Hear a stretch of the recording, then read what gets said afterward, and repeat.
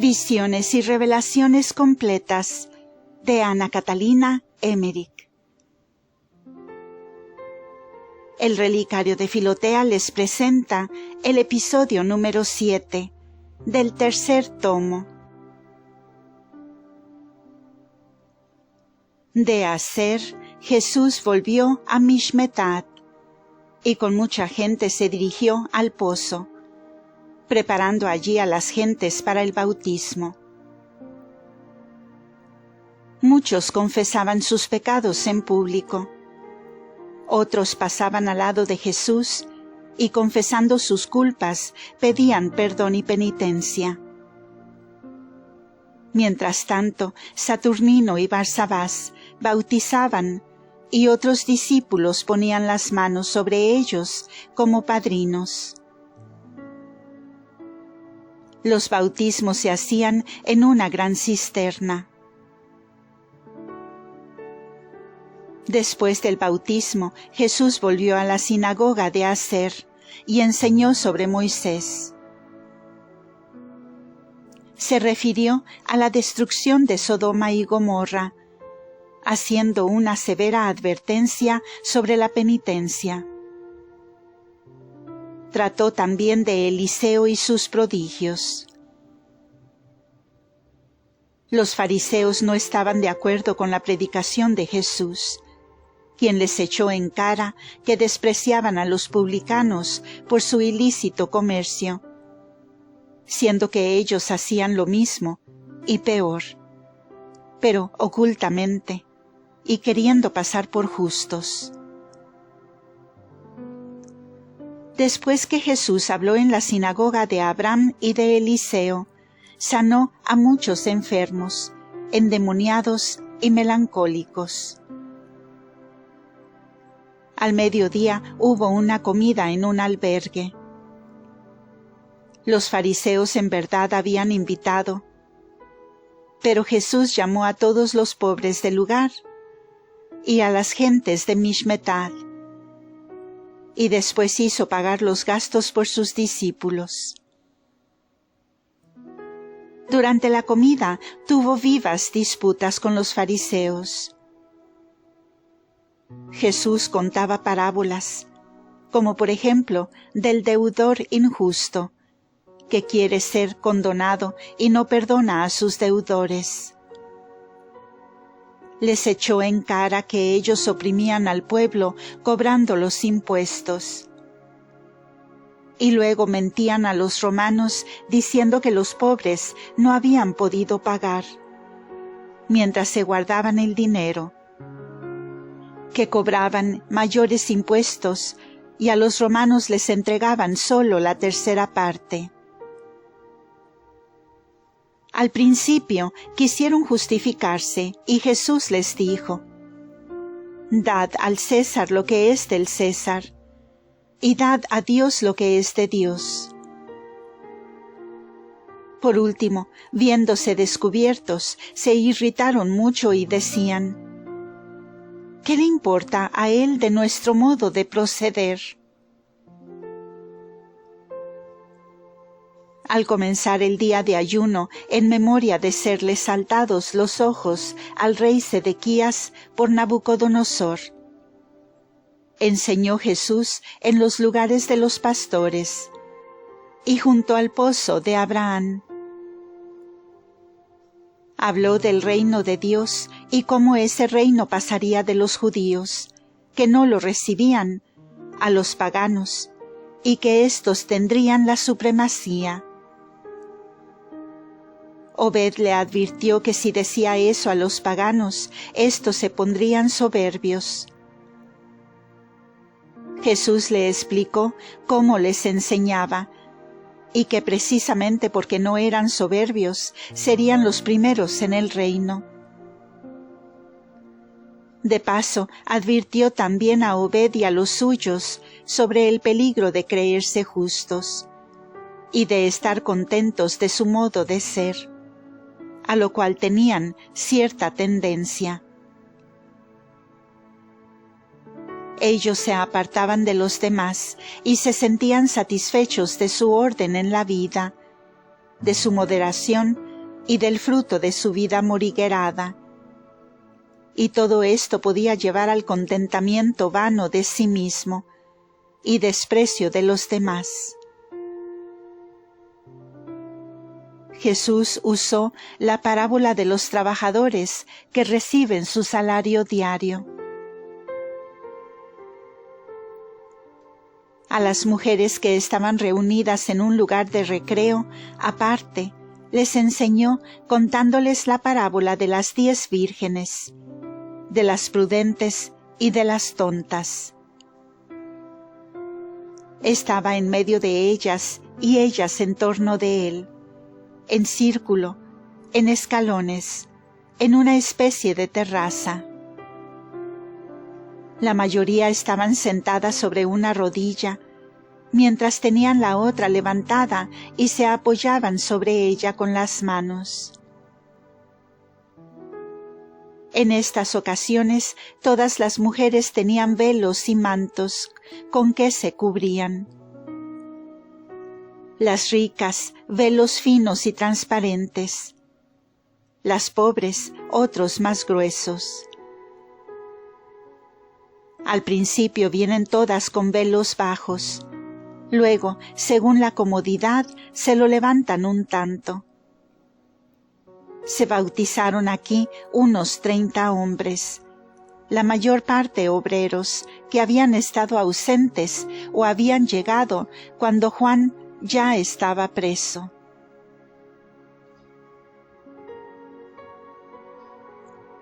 Jesús en Meroz. Después que Jesús estuviera con los agricultores ocupados en la segunda vendimia, se dirigió con 5 discípulos al lugar de donde había venido. Los 2 discípulos de Juan se habían alejado de aquí en dirección de Macherus. El arroyo del valle de Aser Mishmetar tiene su origen en la fuente donde Jesús hizo bautizar. Jesús marchó hacia el oeste unas 3 horas en el valle, al mediodía del monte donde estaban edificadas Samaria y Tebes. Enseñó durante el camino a algunos pastores y llegó hacia el mediodía a la posesión principal que recibió José de Jacob. Está al sur de Samaria y se extiende en una anchura de media hora de camino, a 1 hora del este al oeste. Un arroyo corre en dirección de occidente. Desde la altura del viñedo mira esta posesión hacia el mediodía a Siquem, del cual está apartado como un par de horas al norte. Tiene esta posesión de todo: viña, trigo, pastoreo, fruta, agua de riego y buena edificación. El que lo ocupa ahora es un arrendatario, porque la posesión es de Herodes. Es la casa donde estuvo María con las otras mujeres, cuando Jesús estaba en Siquem, y le esperaron allí, y donde Jesús sanó al niño enfermo. La gente es buena. Jesús enseñó aquí delante de una gran multitud, y luego tomó parte en una comida de campesinos. Esta herencia de José no era el campo de Siquem, que Jacob compró de Emor, sino una posesión aparte, donde se habían metido los amorritas, entre otros advenedizos. Se le había vendido todo junto, y Jacob tuvo que limpiarlo de amorritas, a los cuales no veía bien que se mezclasen con su gente. Consiguió esto con una especie de desafío de paz. Jugaron a quien vencía al contrario, sacándole el escudo de las manos o la espada, y lo rompía. El vencido tenía que abandonar el campo. También se jugó a tirar con honda o arco y flechas al blanco. He visto cómo Jacob y el jefe de los amorritas estaban rodeados de los suyos, uno frente al otro. Jacob venció a su contrario, y éste tuvo que salir del campo. Después del combate hicieron un pacto mutuo. Todo esto aconteció después de la compra del terreno. Jacob vivió 11 años en Siquem. Desde aquí partió Jesús de nuevo al noreste, subiendo al monte, hacia Meroz, una ciudad situada al mediodía de una montaña, mientras Atarot está al norte. Meroz está más alta que Samaria, hacia el norte de Tebes, aún más alta que Haser Mishmetad, que está al este. Jesús no había estado aún en Meroz, que tenía mala fama por su infidelidad. La ciudad está rodeada de excavaciones, sin agua. Solo se junta alguna cuando llueve, en las montañas. Se habían reunido en Meroz descendientes de Aser y Gad, hijos de Jacob por Selfa, y algunos de ellos se habían mezclado por casamientos con los siquemitas. Las otras tribus no querían tener a estos, y eran considerados como no fieles y traidores entre los demás judíos. De este modo se formó esta ciudad de Meroz como un lugar apartado de los demás. Conservaron algo de bueno y mezclaron también algo de malo de los otros. Eran algo desechados de los demás y como olvidados. Hacían trabajos en pieles y cueros, vestidos, suelas, correas, fajas, escudos, resistentes y defensas para los soldados.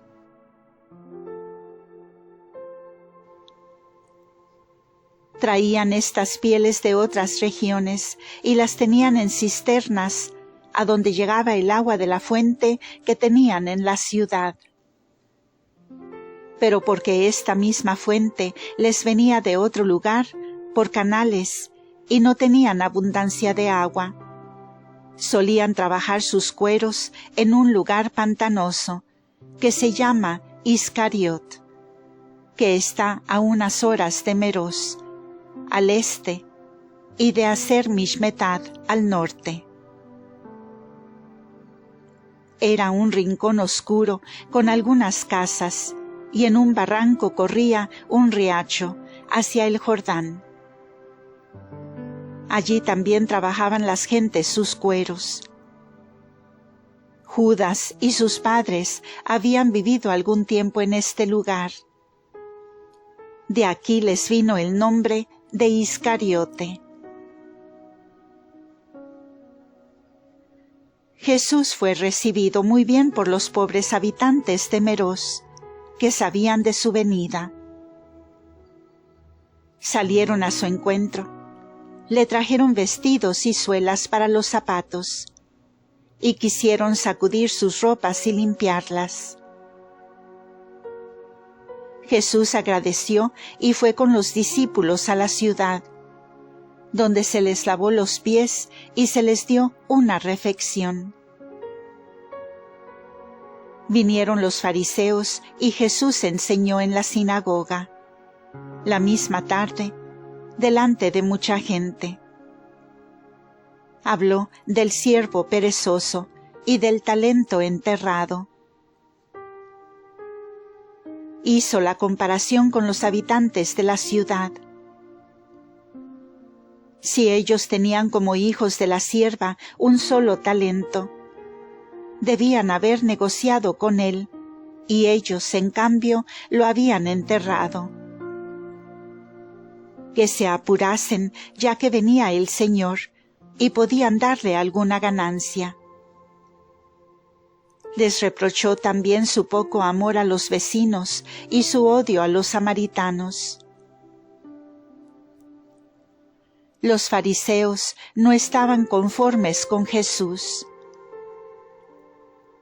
En cambio el pueblo sí, porque era oprimido por los fariseos, y porque el lugar estaba tan olvidado de todos, de modo que nadie se acordaba de sus necesidades. Después de la enseñanza fue Jesús a un albergue público, delante de la ciudad que Lázaro había alquilado para Jesús y sus discípulos. Tenía Lázaro una propiedad aquí. Vinieron Bartolomé, Simón Celotes, Judas Tadeo y Felipe, que habían hablado ya con los discípulos. Jesús los recibió amigablemente. Tomaron parte en la comida y pasaron la noche. A Bartolomé ya lo había visto Jesús varias veces. Lo había internamente movido a seguirle, y había hablado a los discípulos de él. Simón y Tadeo eran primos de él. También Felipe era pariente. Jesús había ya nombrado a todos estos que le seguirían, cuando en su última estadía en Cafarnaúm, en el lugar de pesca de Pedro, junto al mar, habló de su seguimiento. Y cuando Pedro, creyéndose indigno, había pedido le dejasen permanecer en su casa, entonces dijo Pedro palabras que están en el Evangelio mucho después.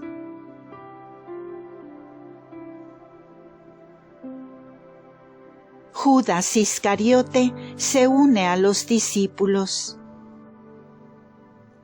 Judas Iscariote había venido con estos discípulos a Meros, pero de noche no se había quedado con Jesús en el albergue, sino en una casa de la ciudad donde solía hospedarse. Bartolomé y Judas Tadeo hablaron en favor de Judas con Jesús, diciendo que lo conocían como hombre capaz, instruido, hábil y muy servicial, y que deseaba ser recibido entre los discípulos. Jesús suspiró un momento y se quedó contristado.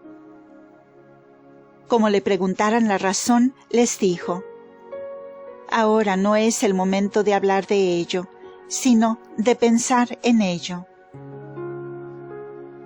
Después de la comida enseñó y pernoctaron en este lugar.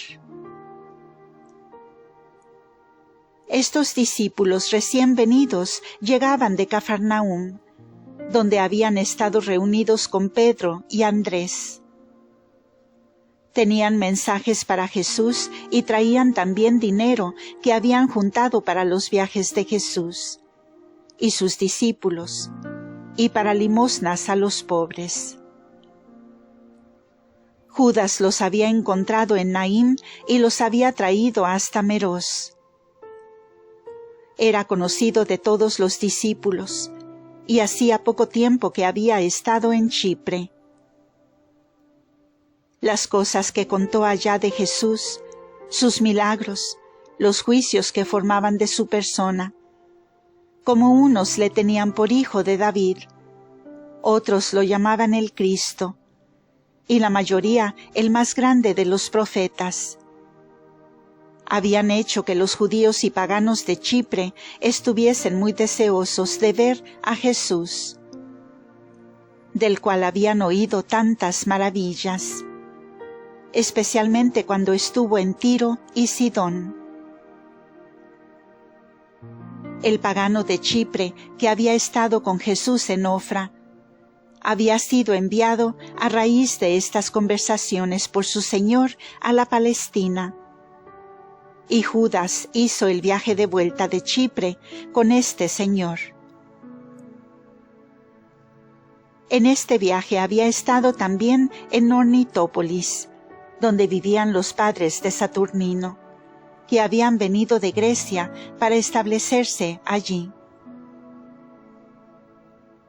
Cuando Judas Iscariote supo en el camino que Jesús vendría a la región de Meros, donde él era muy conocido, fue a buscar a Bartolomé a Dabased, pues eran conocidos, y le rogó fuera con él para que lo presentase a Jesús. Bartolomé aceptó la invitación, pero quiso antes ir a Cafarnaúm con Judas Tadeo para ver a los discípulos.